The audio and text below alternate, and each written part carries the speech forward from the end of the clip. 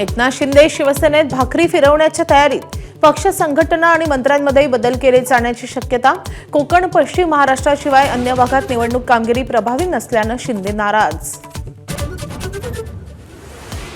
उपमुख्यमंत्री सुनेत्रा पवार पुणे दौऱ्यावर। झेडपी आणि पंचायत समिती निवडणुकीत विजयी झालेल्या उमेदवारांची घेणार भेट।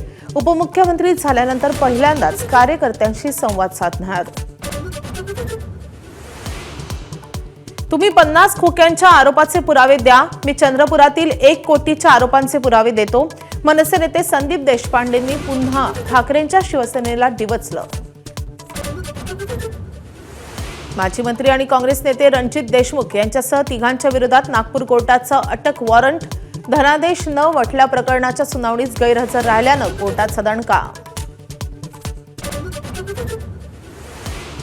नव्या जीआरनुसार मराठवाड्यात आतापर्यंत 310 जणांना कुणबी प्रमाणपत्र, 24 अर्ज फेटाळले तर इतर अर्जांची पडताळणी सुरू असल्याची माहिती। पुण्यातील वारजे परिसरात सराईत गुन्हेगारांची पोलिसांनी काढली धिंड। ज्या भागात गुन्हे केले त्याच भागातून काढली परेड।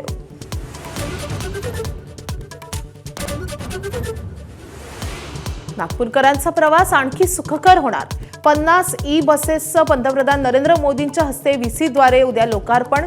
शहरातील 11 मार्गांवरून धावणार बसेस। पंतप्रधान कार्यालयाचा पत्ता आजपासून बदलणार। पंतप्रधान नरेंद्र मोदी सेवातीर्थ कल्याण भवनच्या कार्यालयाचं करणार उद्घाटन। सेवातीर्थमध्ये राहणार अर्थ, संरक्षण, आरोग्य आणि शिक्षण खात्यासह अनेक खात्यांची कार्यालय।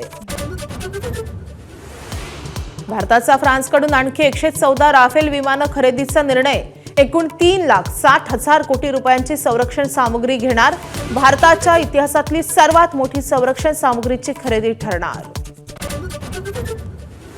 बांगलादेशात बांगलादेश नॅशनलिस्ट पार्टी सत्तेत येणार।